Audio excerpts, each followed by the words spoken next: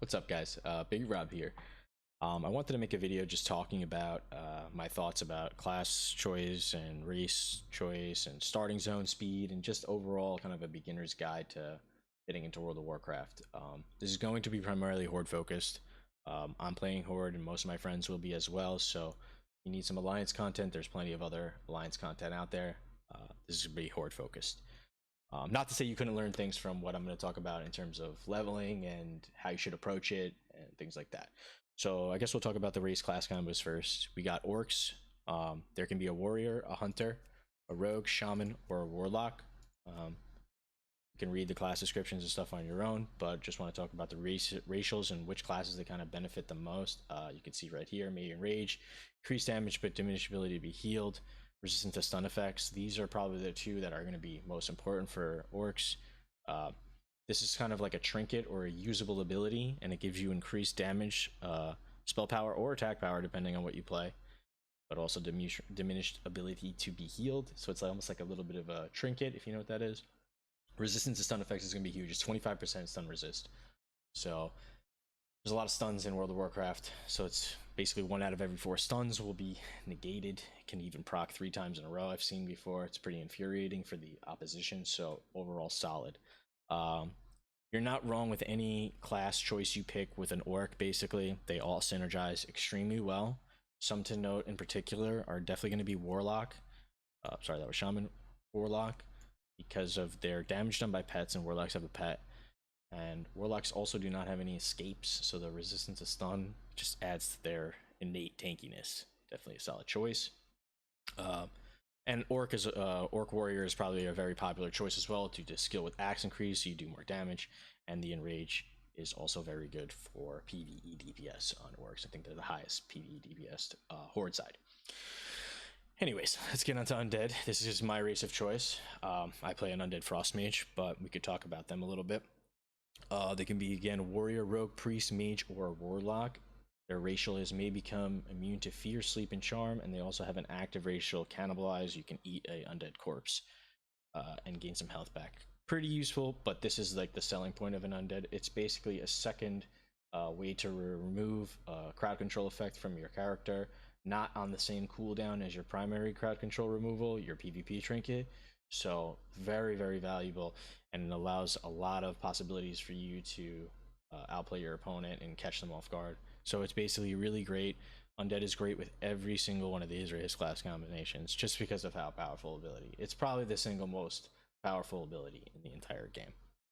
We'll talk about the cow people next. Taurens. I really like Taurens. They're pretty cool. They have a great starting zone. It's probably the only one I'm really going to talk about in terms of a starting zone because it's just so fast to level there. You're by yourself, you're isolated, you're close to the barons, actually probably the closest, and there's only 4 race class combos here, so overall the population in the Tauren playing area is just not as dense as in the other playing areas, especially Undead, which is probably the most densely populated playing area, even though they're a solo race and they have their own zone. But yeah, so leveling a Tauren is definitely something to look out for. We'll talk about the class combo: Warrior, Hunter, Shaman, and Druid. The only class on Horde side that can be a Druid. Their racials are War Stomp, and then sort of a passives other than that. So, but War Stomp in itself, it's an AoE 2-second stun, great for getting some people off of you, or also for setting up a combo of some sorts. Also, a little tidbit of info: in Classic WoW, there is something called melee leeway. What that means is if you are a Tauren warrior, you will have a little bit more white attack range than an orc or undead or human or any other race counterpart. You are a long boy, so Tauren warrior will be a highly popular choice, and probably pretty annoying as well. I'm not looking for, that's why I'm kind of rolling Horde. I don't want to get whirlwinded from a million miles away by a Tauren warrior.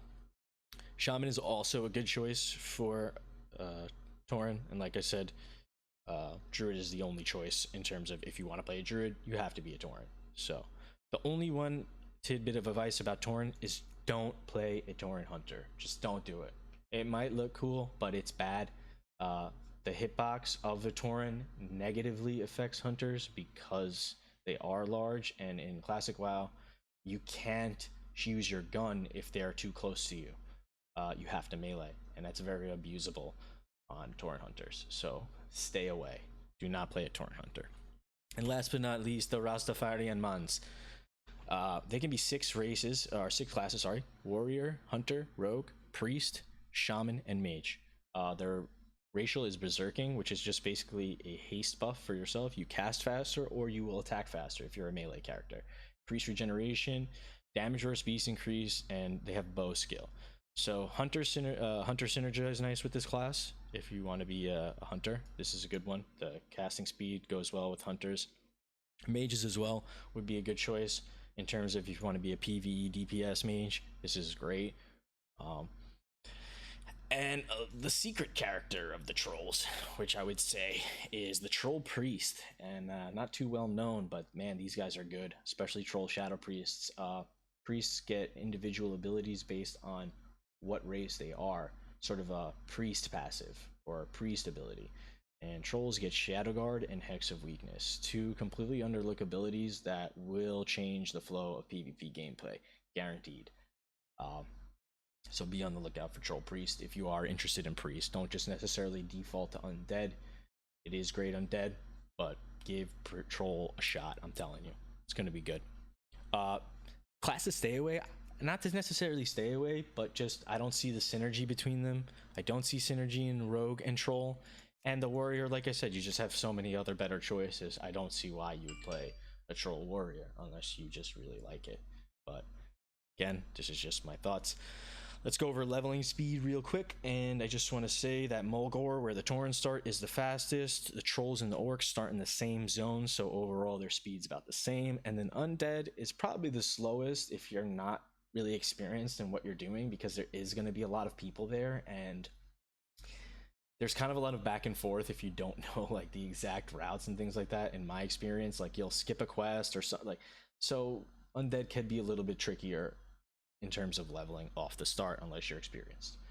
Unfortunately, I don't have any footage to put in the background, but I just want to give my thoughts on leveling and kind of how you should start out, and a little bit of tips on things to help your interface. So one of the first things you should do is interface display instant quest text. That's a big thing. You don't want to sit there reading quest text. It's a waste of time. Turn it on. Turn on auto loot as well. That's a big one. You don't want to waste time looting. Just look at it in your bag, move on. Wowinterface.com is great for add-ons. There's a couple other websites. That's the one I'm using. I'll post it in the description so you guys can check it out. Definitely check out Questy if you want to look at add-ons and you don't want to add too many, but Questy I feel like it's almost a necessity because it's just so quality of life. I know some people are against add-ons for Classic and stuff, but it's part of the game. Don't deprive yourself. I understand some mods maybe you don't want to use, but some of them just are necessary. So take a look. Anyways, once you get into the game, but after you do those first 2 steps in the interface, you start killing ASAP. Don't waste time doing key bindings. Don't waste time doing other stupid things with your interface. You could do that stuff on flight paths. You could do it while you're walking. You could do it at other times. There's a lot of walking. Do it then. So start killing ASAP. Depending on starting zone, some will be easier, faster, and less populated than others. If there's ever a point where it seems you are stuck, continue grinding mobs in your level range and then advance. Most early quests are skippable with no real reward other than XP. It is not to say skip every quest, but for example, in Death Kneel for Undead, there's a quest to loot 6 boxes. On launch, there will be hundreds of people in everyone's lair, making quests like this a waiting game. This is where most people will fall behind. Continue killing mobs till you can leave your starting area. From there, do quests and kill most mods to and from your current quest objective. You'll need to grind mobs for XP, as there's simply not enough quests around. At around 12 to 15, you can make your way to the crossroads in the Barrens. Undead will have to take the Zeppelin to Duratar, and don't forget to pick up your flight points from your capital cities. That's a big one, guys. Don't forget to go to the capital city once, get the flight point, and then you can go on your way. Casters want to buy a wand when they visit that city, probably, so try to save up some silver and get one from the auction house. If not, people should have wands in the inns of kind of the starting cities. That's a gold making mechanism in the early start of the game, is making wands for people and selling them. So there will be cheap wands available, but you want a wand if you can use one for sure. As leveling, do not train all your skills, only the ones necessary for your spec and purpose. This will mostly be damaging spells and abilities and less so supportive tools. But don't not get healing spells if you're a healing class, please. Um, Professions are a point of personal preference, and except for engineering, do not have much impact on gameplay in terms of like actual gameplay. They make your character stronger, but they don't affect gameplay. However, engineering is a big impact on gameplay, and if you're interested in PvP, suggest looking into engineering, one of the millions of videos out there to kind of educate yourself on the gadgets and gizmos available, because it will help you greatly to know what's coming your way, because it will be coming your way. Whether you want to have level professions while you level, it is up to you. However, it will slow down your leveling process. Some people opt to wait until 40 when your mount is acquired. This is why gold is very valuable early on. Most people will not have the 100 gold required at level 40. At this point, any beast type mod around your level range would be good to farm for gold in terms of the grades they drop, as well as if you are a skinner, you could skin them and sell the skins. Don't auction house skins. Everybody's going to be a skinner in the beginning. Just sell them to the vendor. You can go other routes. There's plenty of gold making guides and things to do out there. That's just what I'm going to be doing. Try not to skip doing the dungeon in your level range at least once, because instances have several quests related to them, often awarding items helpful of leveling and also large XP rewards. So, not all the quests are going to be attainable. Some will require chains to get to them and stuff like that. So if you haven't done them, don't worry about it. But usually people in your group will be able to share them. But yeah, there are instance quests, and some of them are pretty dang good. So try to get them done when they are viable, because if you skip them, then you out level them, they'll never give you the XP. So don't skip them, get them done. Closing thoughts. Don't feel pressure to race to 60, as there's not that much content there just yet. I mean, I plan to have more than one character, so I'll be leveling kind of fast, but that's just my plan for classic, but do please get 60 if you want to play before phase 2, when the honor system is released, but not battlegrounds. The world will be highly contested and hard to level for a few months. Eventually, the world PvP will die down in phase 3. Leveling should be much easier. It'll be even easier than phase 1, because all the people will be leveled already, and the world will be basically empty. Everybody's going to be doing BGs, trying to get Grand Marshal or rank 1, whatever. And yeah, world PvP will be around, but you'll be able to get by. And yeah, so that's all I want to say. Basically, just have fun, enjoy the game. It is a little bit overwhelming at first, but there's going to be a ton of us playing, so just feel free to ask questions. And yeah, see you guys in Azeroth. Thanks for watching.